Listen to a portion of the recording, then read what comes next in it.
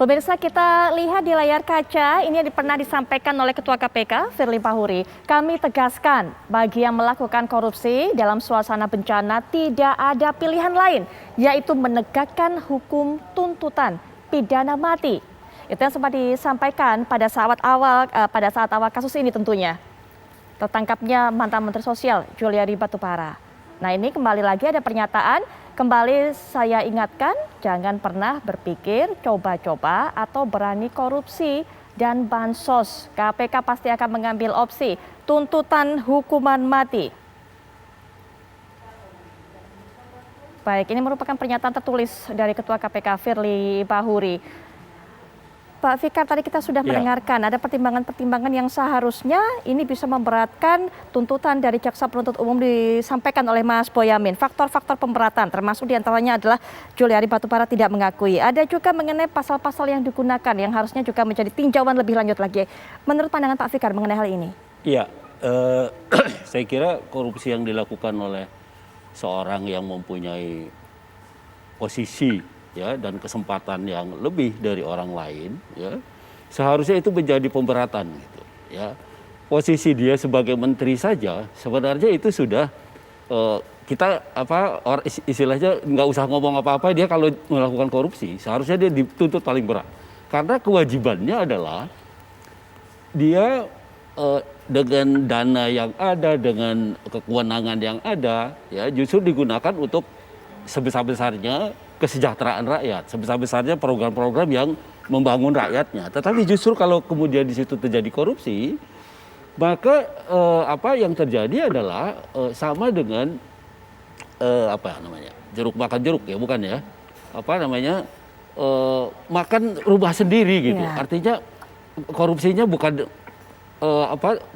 seharusnya dia tidak berani merusak dirinya sendiri, tapi itu dia lakukan juga gitu. Karena keuntungannya sendiri. Nah, itu yang saya kira seharusnya menjadi pertimbangan dari jaksa, ya, menjadi terutama KPK, gitu ya. Itu yang sebenarnya harus tuntutannya itu maksimal. Pak Fikar juga merasa ini terlalu rendah tuntutannya? Ya, kalau menurut saya iya, karena dari segi pelaku, dari segi situasinya, ya, dari segi keadaannya itu sudah memenuhi gitu. Kalau dia dituntut maksimal. Gitu. Termasuk juga kontradiktif dengan semangat untuk memberantas korupsi. Iya termasuk itu. Baik. Ya. Mengenai hal ini juga Mas Fikri bisa langsung ditanggapi apa yang disampaikan oleh Mas Boyamin dan juga tadi Pak Fikar. Harusnya ada faktor-faktor pemberatan ini jadi tinjauan dari JPU lebih lanjut. Apalagi ini ada mengenai jabatan yang seharusnya memberikan dana bantuan sosial kepada masyarakat dan juga penyalahgunaan wewenang. Silakan Mas Fikri. Ya, yang pertama ingin saya sampaikan sekali lagi bahwa ini adalah pasal-pasal penyuapan, bukan pasal yang berhubungan dengan menyalahgunakan jabatan kewenangan sebagaimana pasal 2, pasal 3 ya. Jadi ini adalah pasal-pasal penyuapan. Nah, pemberatan di tuntutan jaksa penuntut umum ini adalah ada tuntutan uang pengganti sebesar 14 miliar lebih ya. Sesungguhnya di uang pengganti itu jarang sekali kemudian digunakan di pasal-pasal suap ya. Karena uang pengganti ini umumnya adalah di pasal-pasal yang pasal 2, pasal 3, yaitu kerugian keuangan negara, artinya ada keuangan negara yang dinikmati oleh terdakwa, begitu ya. Namun khusus untuk perkara ini ada pemberatan yaitu uang pengganti sebesar 14 miliar dan diganti dengan penjara selama 2 tahun apabila tidak dibayar, ya.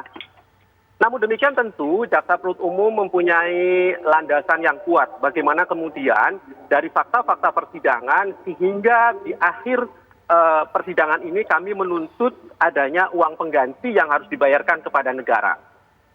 Ini menjadi penting yang perlu juga diketahui oleh Mas Boyamin dan Pak Fikar gitu ya. Jarang sekali lagi pasal-pasal suap itu ada uang pengganti. Silakan Mas Boyamin pelajari di tuntutan maupun di putusan-putusan ya. Tapi kami juga yakin bahwa hakim akan setuju dengan jaksa penuntut umum adanya uang pengganti ini ya, di samping nanti juga ada pencabutan hak politik selama 4 tahun. Saya kira ini juga ini super ngeles ini Pak Fikri nih.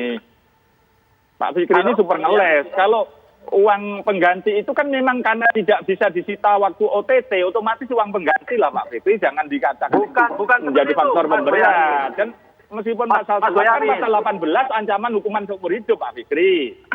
Beda Mas Boyamin. Gitu loh, jangan Mas Boyamin harus pelajari secara normatif, Mas Boyamin, ya, bahwa pasal normatif 18 itu setuju. bukan masalah.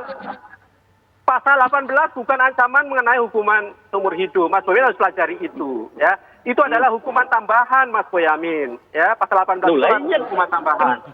Nah, Lah, ya tidak ini di dalam dilarang pasal ya, untuk 2, seumur hidup kan? di dalam pasal pasal 18 2 itu. ini, bukan pasal 18 ya, Mas Boyamin.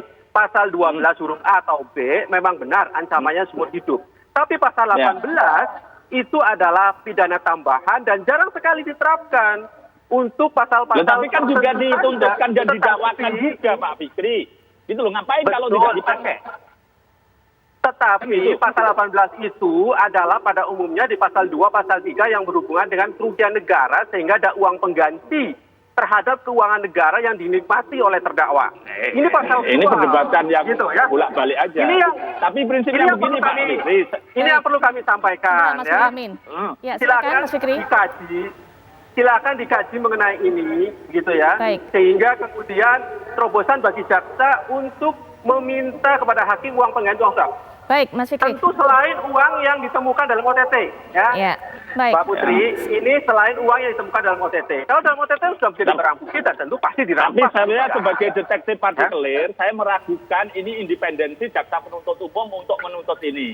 Sebagaimana saya meragukan dulu Pak Firly apa tahu OTT ini. Kemudian terkonfirmasi kalau tidak salah itu juga tidak tahu OTT ini. Nah, itu aja sebenarnya saya ingin meragukan Pak Firly apakah tidak intervensi terhadap tuntutan jaksa ini. Saya yakin kalau tuntutan jaksanya murni, itu saya yakin lebih dari ini gitu. Saya meragukan Begini, ini. Pak. apakah Ada intervensi jaksanya Mas independen. Firly? Begini, saya ingin sampaikan ya, tuntutan di KPK itu melalui satu tim jaksa penuntut umum terdiri 4 sampai 5 orang itu semuanya menuntut. Yang kedua, itu nanti kemudian diserahkan pada atasan langsungnya yaitu direktur. Baru kemudian nanti di sana ada deputi, baru 5 pimpinan secara kolektif kolegial.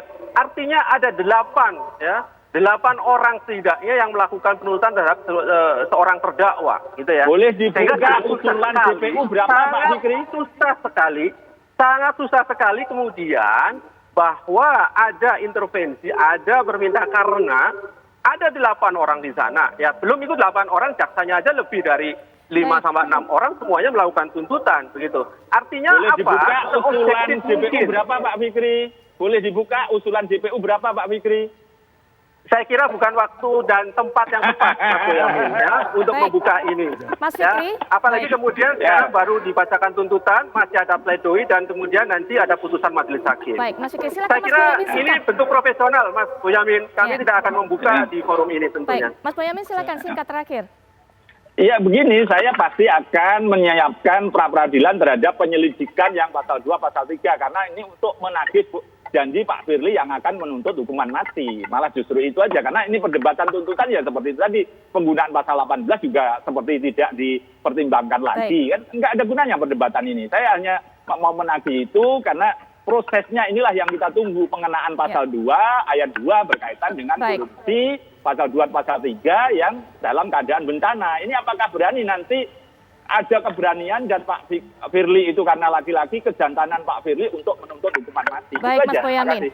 Pak Fikar mungkin penutup mengenai hal singkat Gini, saja. Saya kira apa yang dikatakan Benyamin itu benar ya, artinya kondisi-kondisinya sebenarnya memenuhi. Oke, Gitu ya. ya. Pemberatan di dalam penuntutan terhadap para koruptor ini ya sudah memenuhi gitu. Apakah soal orang yang melakukan atau soal kondisinya yang tadi dikatakan bahwa memang seharusnya hukuman maksimal gitu yang Baik. diterapkan. Nah karena itu menjadi pertanyaan gitu ya. Kalau KPK hanya menuntut seperti ini saja gitu ya, dia akan terjebak menjadi lembaga yang biasa-biasa saja. Oke, baik. Nggak beda dengan penegak hukum yang sudah ada. Nah kalau sudah seperti itu buat apa gitu kan?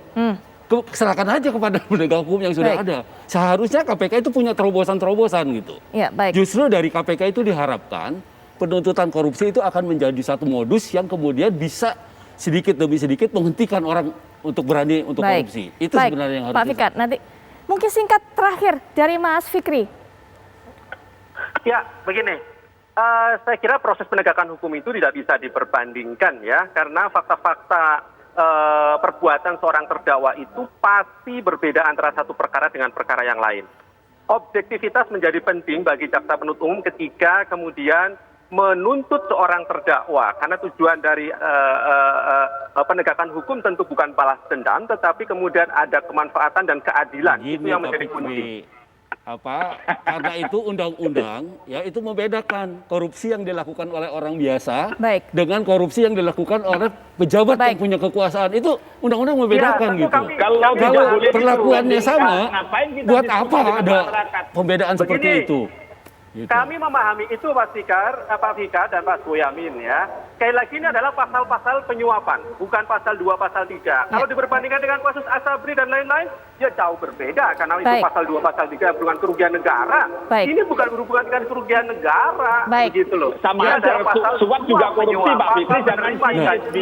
Saya kira cara berpikir itu yang keliru. Ini ada kerugian negara langsung atau tidak langsung. Itu keliru. Baik, Pak Fikar. Yang harus kita berantas adalah korupsi, gitu loh. Korupsi yang dilakukan oleh mereka yang menjabat, yang punya kesempatan untuk korupsi. Itu yang harus dilakukan. Apakah merugikan negara sedikit atau banyak?